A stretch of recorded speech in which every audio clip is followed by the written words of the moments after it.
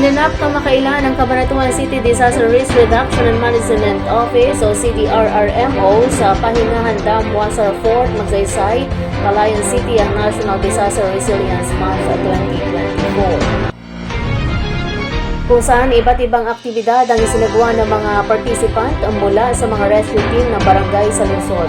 Isinagawa ang aktibidad upang suriin ang kaligtasan at mag-organisa ng mga pagsasanay sa komunidad. Nagpatupad rin ng mga protocol sa pagtugon sa emerhensiya upang matiyak ang kahandaan sa harap ng mga potensyal na sakuna. Binigyan din ng kanilang dedikasyon ang kanilang pangako sa pangangalaga ng mga buhay at infrastruktura laban sa mga natural na kalamidad. Ang naturang paggunitay upang lalo mapahusay ang pagpaplano at kahandaan ng bawat isa, partikular ang mga rescue team sa maaaring dumating na sakuna kung kaya't hinihikayat na makiisa ang lahat ng sektor ng lipunan, kabilang ang lahat ng antas ng gobyerno, negosyo, non-government sector at mga individual.